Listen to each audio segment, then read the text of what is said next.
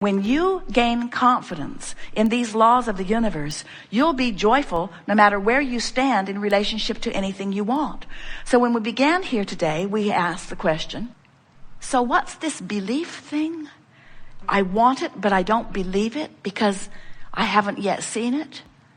So a logical person would say, well, if I haven't seen myself do it, but I need to believe I can do it in order to do it, doesn't it seem impossible? And we say, not when you believe in the laws of the universe, not when you understand law of attraction, not when you understand that you are non-physical energy first and foremost. You don't have to believe that you can accomplish that specific thing. You just have to believe that you can accomplish anything.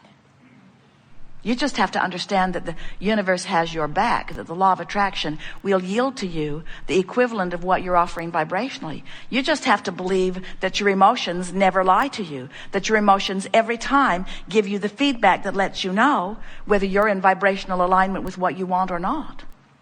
We talked earlier about how when you look at something that's already manifested in your reality, you say, well, I can believe that because I can see that. I believed my chair would hold me, and I believe the sun will come up in the morning because I've seen it enough that I believe it. There's a lot of things that I believe because I'm witnessing the manifestation of them. And we say, if you will decide today that you're not going to need to witness the manifestation of something before you believe it, you will become the creator who can create anything that you desire. And we want you to understand that it's easy to do because over here in your vibrational reality,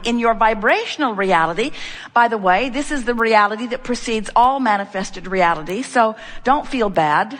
Sometimes our physical friends think, oh, well, yeah, vibrational reality. I'm rich there. I'm skinny too. But what we want you to understand is the vibrational reality always precedes the reality.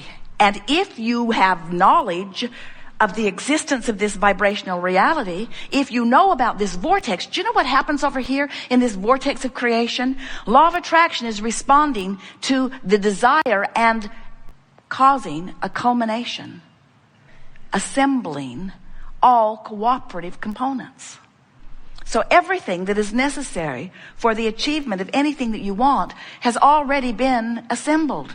The question that we want to ask you is, are you a cooperative component?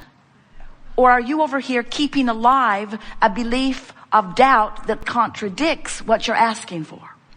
And the answer to the question is, if you are feeling negative emotion, then you're keeping alive a vibration that contradicts it. Because if you're even hoping you're over here on the edge and the vortex is taking you in. In other words, this is a powerful vortex of attraction. And it will bring everything that matches it. But if you're over there beating the drum of why you want it, in other words, I want it because it's miserable not having it. I want it because I don't have it and I don't like not having it. As you beat that drum, you keep alive in yourself, active in your vibration, a frequency that prevents you from being brought in. If life didn't cause you to become this more over here in the vortex, if your life hadn't caused the larger part of you to be there, you wouldn't feel bad not going. You could continue to focus upon unpleasant things. Problem with that is you were born knowing that you are worthy, and born knowing that you are good, and born knowing that life is supposed to be good for you. And when you first got here, you didn't have anything going on in your vibration that contradicted that. So you were tuned in most of the time, like the beasts of your planet are mostly in the vortex. If you could meditate, you'd stop your resistance and in you'd go. If you would appreciate, you'd stop your resistance and in you'd go. Even if you are in the attitude of hopefulness, in you'll go. But if you're mad, if you're ornery, if you're defeated, if you're fearful, if you're disappointed, if you're angry, if you're frustrated or overwhelmed, if you're feeling those emotions, and what are they? Those emotions don't just come out of thin air. Those emotions every single time are indicators of your vibrational relationship with who you have become.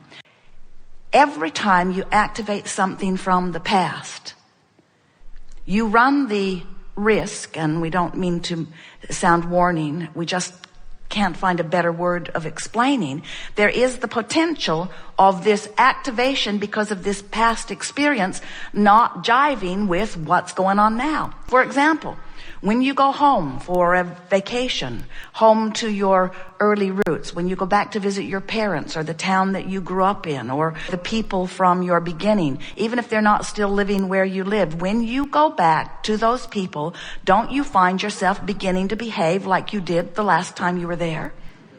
Often.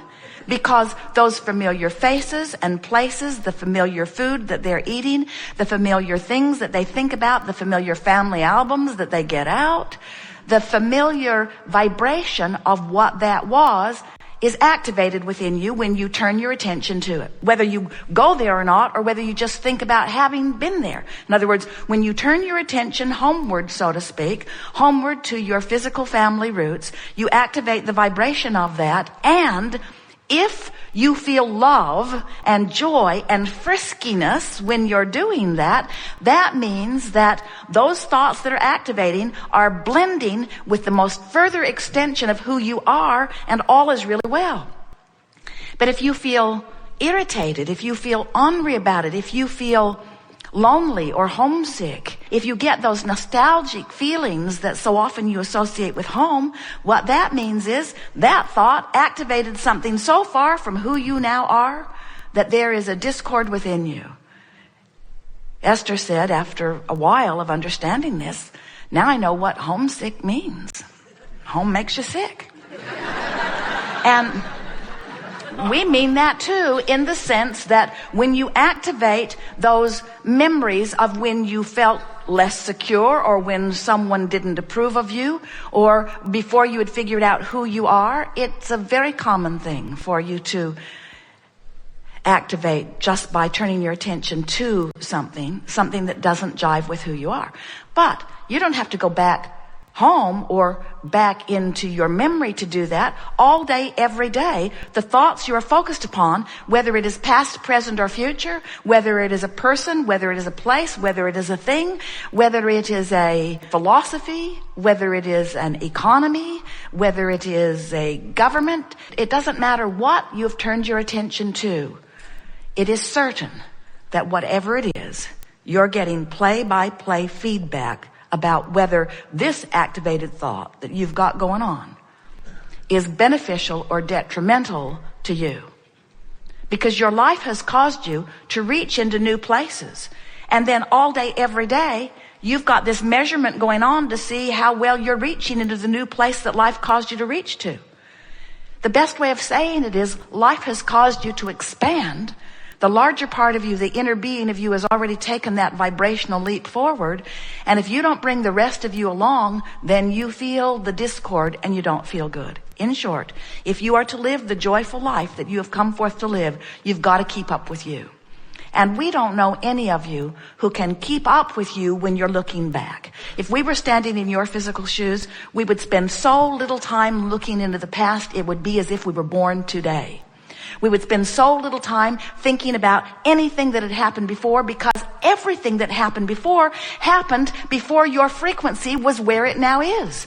So you're just almost certain of bringing discord to yourself by activating that. Now, we know good things happened in the past, and we know that you can selectively sift through it and find those good things. But you are forward-looking beings. It's one of the reasons that you don't stay in these physical bodies very long. You don't stay in these bodies very long because you get so enamored with the path that you have walked upon that you want to record it for all to hear. And when you do, it holds you back. It holds you back from where you're going. It keeps you from being who you really are. It's not good for you, so stop it. Or not. Whatever you want is fine. There are no rules to this game of life. There's just an incessant quest that is within you, and that is to feel good. And we're just letting you know why when you don't feel good, what's going on, and why when you do feel good, what's going on. And it is our desire, as we chew together in the hours that are before us, that you leave this gathering with a revived decision that nothing is more important than that you feel good, and you're going to look for love in the places where it is. There are so many people looking for love in all the wrong places. And we want you to understand that where it is forward looking. Where it is where the whole of you is. Where it is where the source that is within you has evolved to because of what you have lived. We have to make a very strong statement here. If life had not caused you to become more, you would not feel uncomfortable when you don't become it. You got to keep up with you. You just got to keep up with you. You just got to keep up with you, you see. Does it feel to you that this day has been 10 days long? In the sense that, how can this much understanding have happened in this short of time? You've been leveraging time here today. In other words, when you get into the vortex, the world stands still while you catch up. And that's what's been going on. Yes.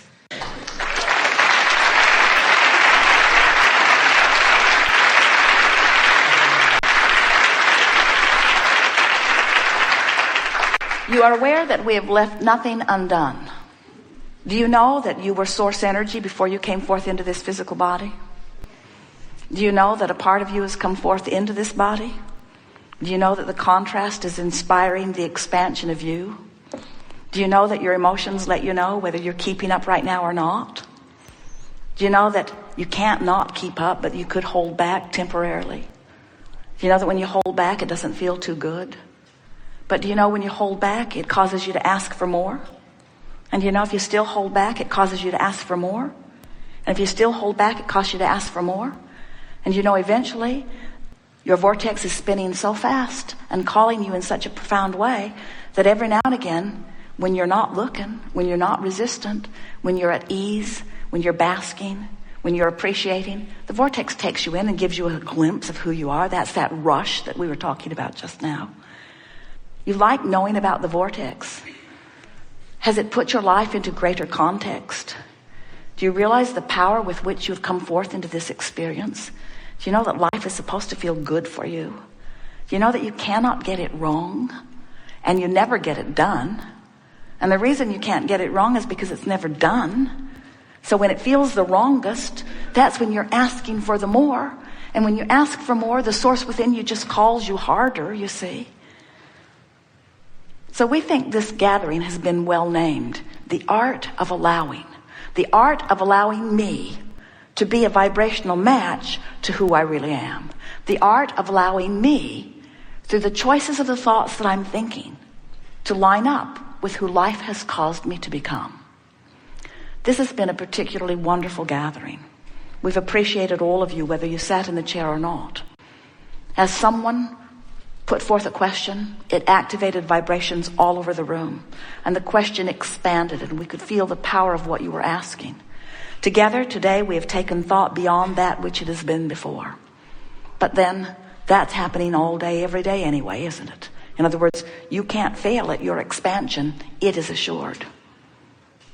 What we are wanting with every word that we offer, and every book that we write, and every process that we spew, is that you will find some way to release a little more resistance and allow yourself a little closer proximity to your vortex.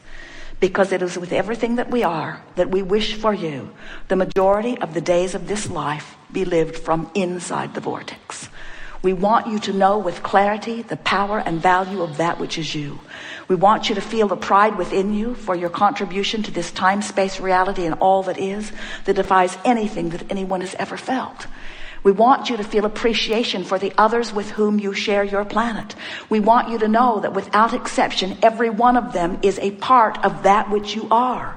You've come here to share this contrasting experience for the purpose of expansion, but not just for the purpose of expansion, because that is an inevitable consequence of beingness, for the purpose of joyous expansion.